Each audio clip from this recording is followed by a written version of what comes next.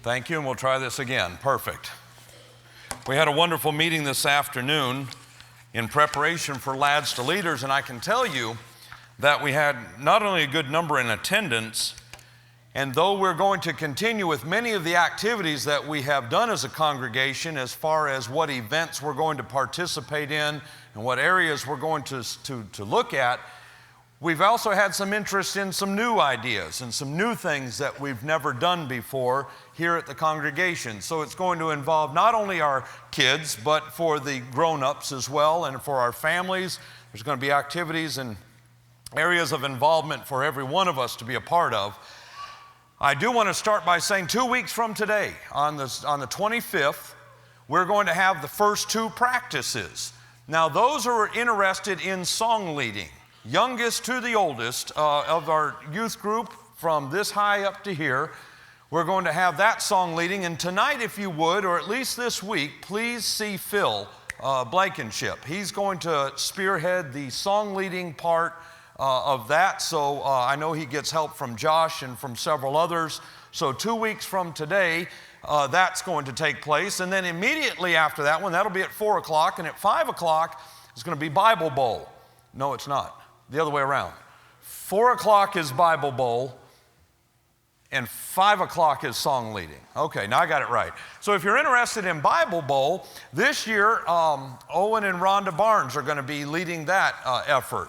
So all of our kids interested, and by the way, Bible Bowl this year is the book of Matthew. So we're going to have a lot to study from. That's a great book in the Bible. So if you're interested in Bible Bowl, please see Rhonda or Owen tonight so that they can start formulating the team and all that kind of stuff, as well as song leading. If you're interested, please see Phil Blankenship. There's going to be more announcements about that coming, as well as the other areas of involvement that we're going to have. Just sit right back and you'll hear a tale of a faithful ship. It started from this tropic port aboard this tiny ship. You all know the words. It was the SS Minnow. And for what seemed like eons, these people set sail on this little excursion that was supposed to be a 3-hour tour, and they got shipwrecked. So in this series, we have a bunch of characters on a deserted island. We all know the cast of characters. We can identify with them. We know all of their characteristics. We know their traits. We know what their personalities were like. Well, my question tonight is that can we see any of us in any of them? And I'll explain, because we're going to look at these cast of characters and some of their attributes, and we're going to look to see if they do apply to our lives. Maybe there's some adjustments that need to be made. Maybe we can learn from that character and the silliness that they portrayed on our TV screens. Maybe we can say, man, I don't want to be like that. Maybe we say, I am like that, and I need to make a change. First, we're going to look at the professor. Is there any doubt in anybody's mind that this guy was a genius? He was like MacGyver before MacGyver was cool. He could make a ham radio out of 2 coconuts and a banana peel or something like that. But is there also any doubt that he was full of pride? He was the smartest man on the island. If you didn't believe anybody, ask him. He'd tell you. He was proud to be the smart one, the brains of the operation. First of all, I got to ask, that radio, for all them years, the batteries never died on that radio. That guy was awesome, but he was full of pride. Mark 7:21 and 23, it says, from within the heart of men proceed evil thoughts, adulteries, fornications, murders, thefts, covetousness, wickedness, deceit, lewdness, an evil eye, blasphemy, pride, foolishness. All these evil things come from within and defile a man. Listed amongst those things that defile men is an attitude of pride. Now, it's easy for us to say, man, I'm proud of this, I'm proud of that, I'm proud of this. But if you get right down to it, what do we really have that we can be prideful for? I said this morning, and I stand by it, anything that I have, ever hope to have, ever will have, is a gift from God. It's not of Brian. It's of God. I have a measure of health. Carol has a measure of health. We have 2 boys that have a measure of health. I have a way to make a living. That's of God. That's not of Brian. Now, granted, I can do things to help. Eat right, exercise, do those things. But anything that I have is God. So why do I need to be proud of any of that stuff? Because it's from God. When we get into the attitude that it is all about me, look what I did, look what I can do, look how awesome I am. Pride comes before the fall. The Bible's clear. It's all that we can do to boast about Jesus Christ in Him's sacrifice. Him dying for you and for me. If I'm going to be proud of any fact, I can be proud of the fact that I've got a God that loves me so much that He gave Jesus Christ. It's not in anything that I can do. I can have the biggest brain in the place, but that's because God gave it to me. So pride can stand in our way. The lofty looks of man shall be humbled, the haughtiness of men shall be bowed down, and the Lord alone shall be exalted in that day. That's awesome.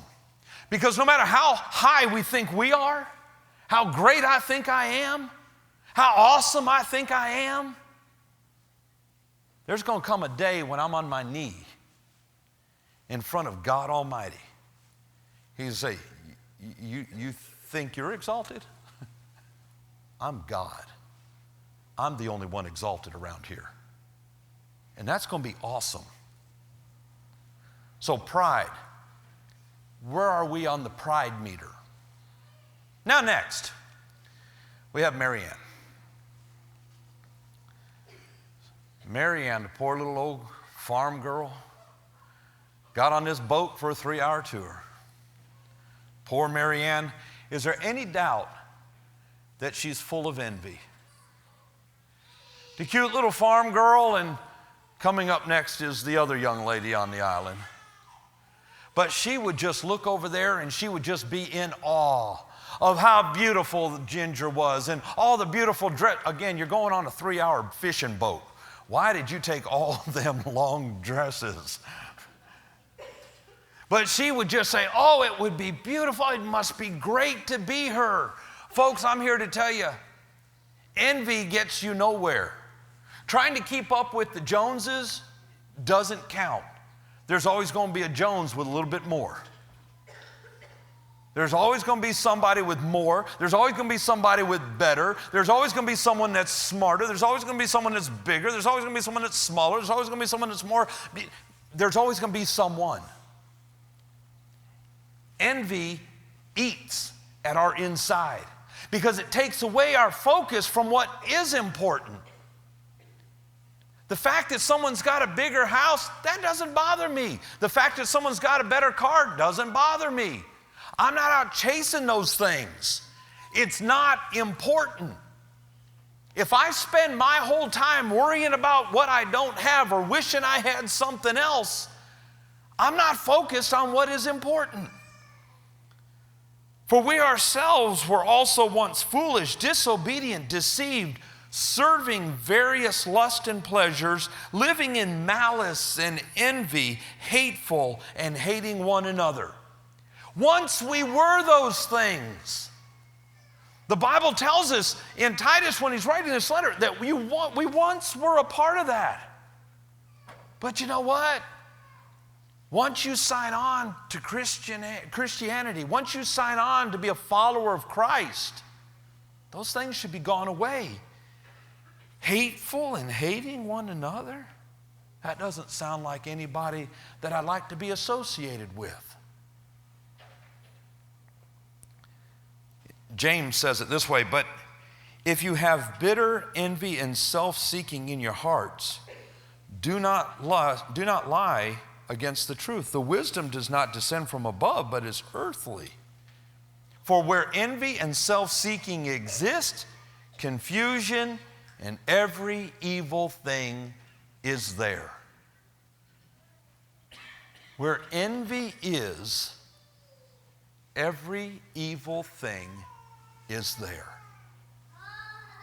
Because you're looking not up, but you're looking all around here. You're looking about what all's going on, and you're not focused on the prize. You're not focused on getting to heaven, you're focused on getting something. Not a good place to be. Is your heart filled with envy? The movie star, Ginger.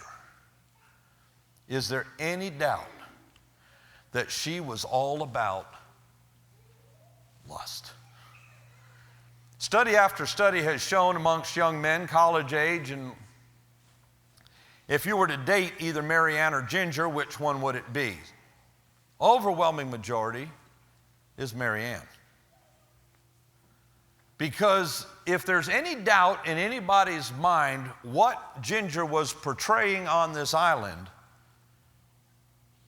it wasn't a wholesome life. It wasn't a lifestyle that we need to be involved with. Ginger was that goal that Marianne thought she wanted. She envied what she had, but what did Ginger really have? The example of lust. But every man is tempted when he is drawn away from his own lust and enticed. And when lust is conceived, it brings forth sin, and sin, when it is finished, brings forth death.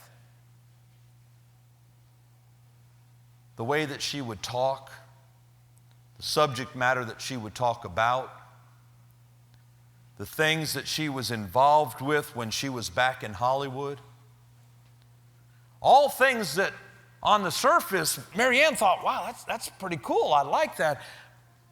But anybody that watched that, anybody that saw her character, could kind of read between the lines. And lust was manifest in this character. Walk in the Spirit, and you will not fulfill the lust of the flesh. For the flesh lusts against the Spirit, and the Spirit against the flesh. And these things are contrary one to another, so that you cannot do the things you would. In a letter to the Galatians.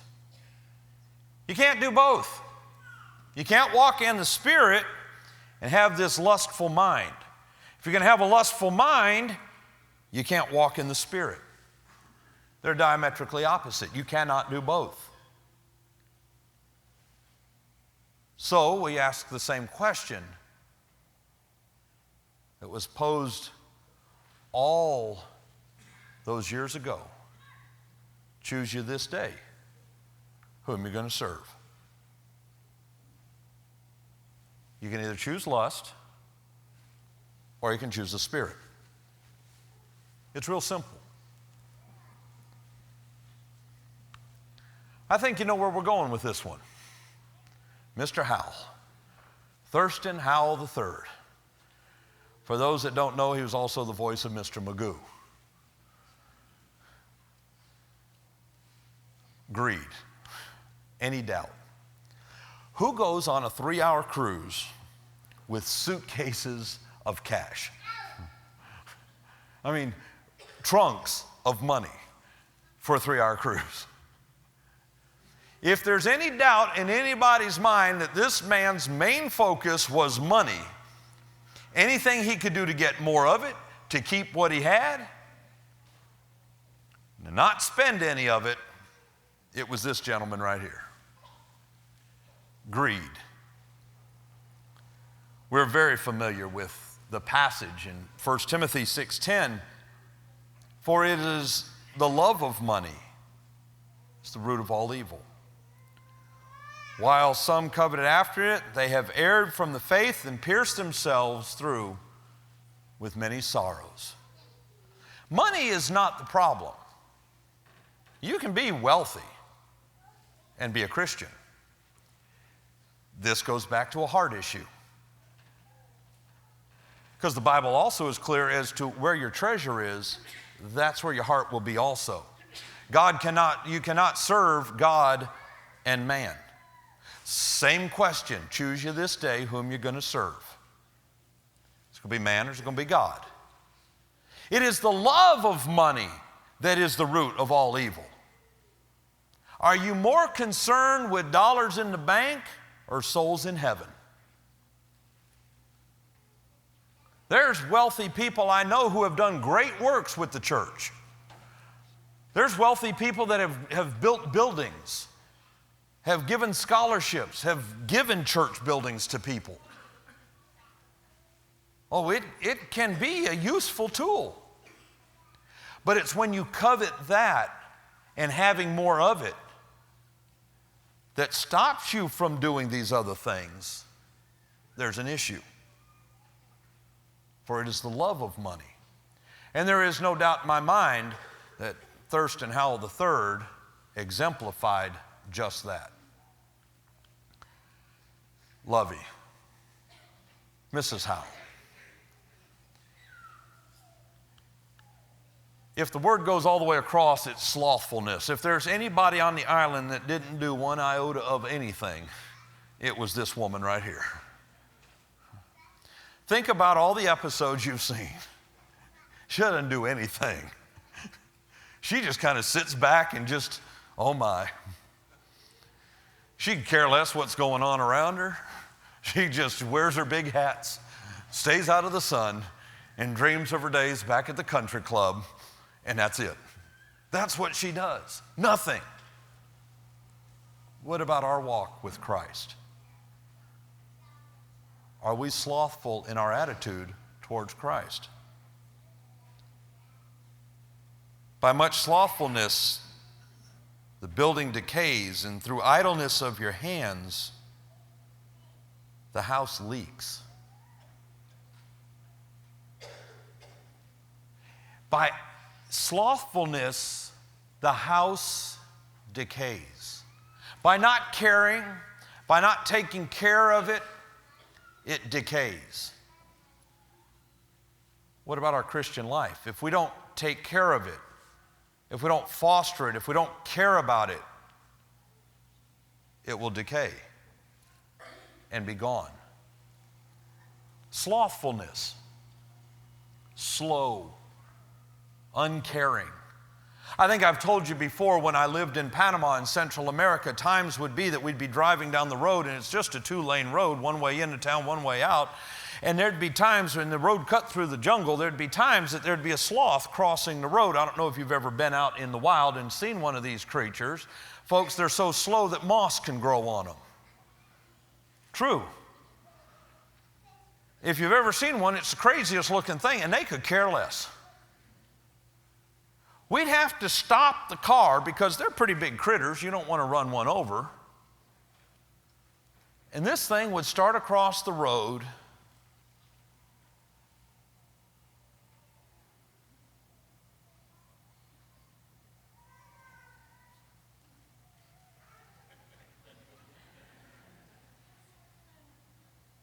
And you'd sit there. It'd take 20 minutes, 30 minutes for this thing to cross the road. They could care less. How's that in our Christian life? Slow, not doing anything, moss growing on you, a laissez-faire attitude. We can learn a lot from somebody that didn't do a whole lot, that we know we don't want to be like her. That you be not slothful, but followers of them who through faith and patience inherit the promises. Be not slothful. The previous passage to this talk about the Lord knows your works. He does not forget what you're doing. But don't be slothful. Get out and do the work. Step lively. Make it happen. The skipper. Now, I'm going to wrap a couple things up in the skipper. What's one of the things that you remember the skipper doing nearly every episode? That's right, hitting somebody with his hat. So we're going to deal with anger. He would fly off at just the drop of a dime. Now, the Bible doesn't say you're not going to be angry. In fact, quite the contrary. The Bible tells us that anger is an emotion that you are going to have. God tells us, I created you. I understand about anger. We see anger manifest itself in the Bible. But it does say this about your anger. It is because of these sins that the anger of God comes down on those who do not obey Him. He used to do these sins when you lived that kind of life. But put out of your life these things which also: anger, bad temper, bad feelings towards others, talk that hurts people, speaking against God, and dirty talk. Put those things away. Yes, you're going to be angry. Don't give them a foothold. Take those away from what you're doing. So then, my beloved brethren, in James, let every man be swift to hear, slow to speak, slow to wrath or anger, for the wrath of man does not produce the righteousness of God. You're going to be angry. Just temper it. It's a heart issue.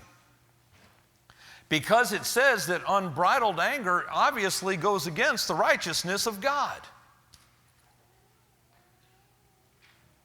So yes, we can be angry. No, we don't have to be where we're hitting people with our hat every 30 minutes. But also, let's talk about gluttony. Now, this isn't just about eating too much.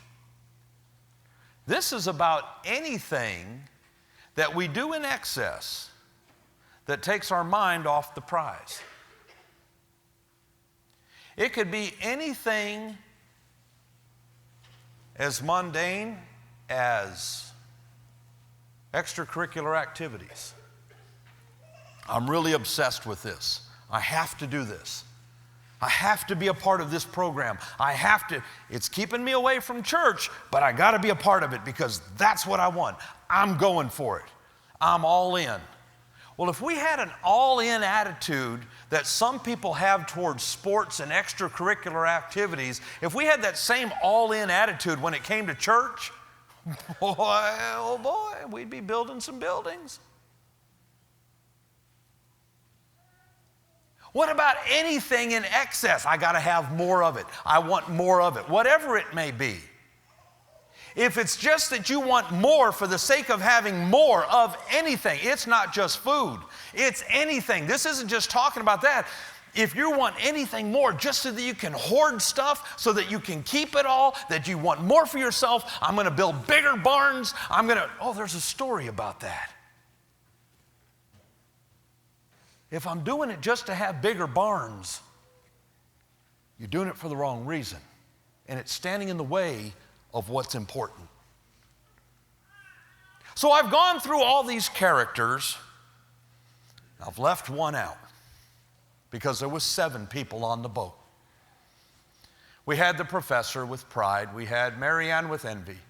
We had Ginger with lust. We had Mr. Howell with greed. Mrs. Howell, Lovey, slothfulness. The skipper with his anger issues and gluttony. And we're left with one, Gilligan. In our lives, all those things that I just talked about can be overcome with the gospel of Christ. Now think about where I'm going with this, because when I hit the button again, y'all are going to think that's just wrong. When Carol saw it, she said, that's just harsh. They're on this island. Every single time that salvation was in sight, every single time that they were going to be rescued from that island, they were going to be saved, somebody screwed it up.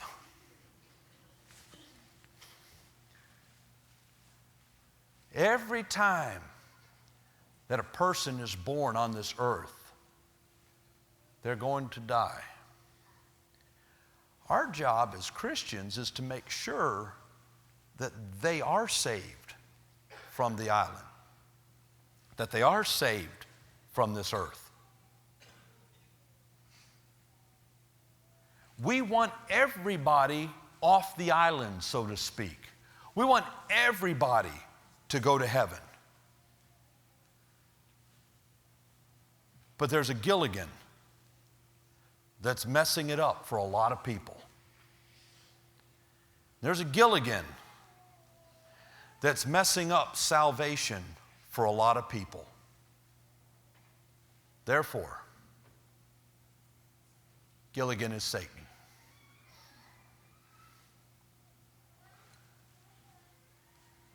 Wow.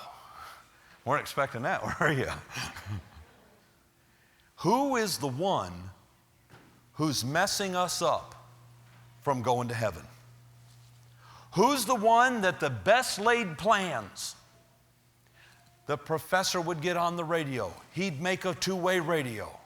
Something would happen and they'd build a smoke screen. They'd get somebody on a ship coming to them. They'd get somebody in a plane. They'd get a rock and roll band. How they played electric guitars on that island, I don't know how they did, but they're going to record an album on the island, and then they're going to be saved because we've got to go back and give them the record. And we're going to ride back with them every single time. Salvation was in hand. Gilligan messed it up. The same is for us. Every time salvation is at hand, Satan messes it up. Tonight we've looked at all these various things. We've looked at sin. We've looked at lifestyles. We've looked at things that can stand in our way of being the people that we need to be. Things that stand in the way of being the people that God wants us to be. As I said at the beginning, maybe there was something there that you saw in your life that you said, I need to work on. Maybe there's something in there that, that's right, I've seen the craziness of that character, and it's really made sense that that person is me, and I need to make some changes. Tonight we have that opportunity. If you're on the island and you want off the island and you want salvation, God has a life raft. Satan's going to try to get in your way. But there may be one here tonight that's saying that tonight's the night that I am going to be saved. And regardless of what Satan's trying to do, he may be in your heart right now saying, you want to go forward. Don't do it. Don't do it. Don't do it. Don't do it. Don't listen to him. Listen to the one who is going to save you and say, do it. Go forward. Confess your sin. Proclaim Jesus as the Son of the living God. And be buried in the watery grave of baptism, washing away your sin. We're going to sing a song. You have the opportunity to come as we stand and as we sing.